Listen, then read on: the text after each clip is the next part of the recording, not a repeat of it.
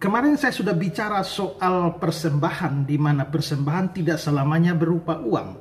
Bahwa kita bisa memberikan seluruh hidup kita, waktu kita, tenaga, kemampuan, talenta, suara kita, itu juga dapat disebut sebagai persembahan kepada Tuhan.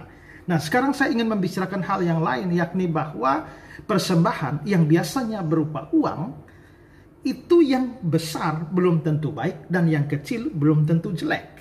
Kalau kita melihat di dalam Lukas pasal yang ke-21 ayat 1-4, di sana Yesus berbicara tentang pemberian persembahan dari seorang janda miskin dan juga orang-orang kaya.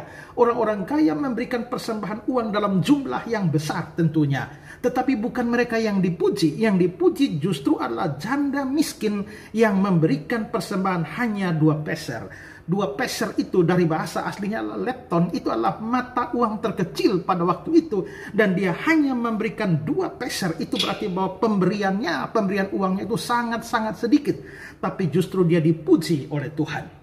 Nah, sebenarnya dari situ kita bisa melihat bahwa ukuran Tuhan menilai persembahan uang itu bukan dari jumlah, tapi dari pengorbanan dan kasih yang menyertainya. Orang kaya itu bisa memberikan banyak, tapi mungkin tidak ada pengorbanan di sana. Dia hanya memberikan dan sama sekali tidak terasa. Tapi janda miskin ini sekalipun hanya 2 peser, tapi itu adalah seluruh kasih dan pengorbanannya, dan dia memberikan sampai dia miskin. Memang dia sudah miskin dalam ayat yang ketiga, tapi dalam bahasa Yunani kata miskin itu ada 2. Pertama adalah penikros, artinya miskin tapi masih ada.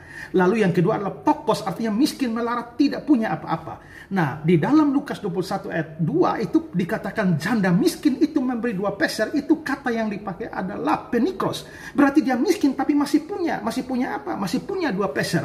Tapi setelah dia memberikan 2 peser itu, kata Yunaninya berubah di ayat 3, yakni pokos, berarti dia menjadi miskin, tidak punya apa-apa lagi setelah pemberian persembahan 2 peser itu. Itu berarti bahwa dia memberikan dengan kasih dan pengorbanan yang besar. Orang kaya bisa beri banyak, tapi mungkin hanya 0,5%, 1% dari uang yang dia miliki.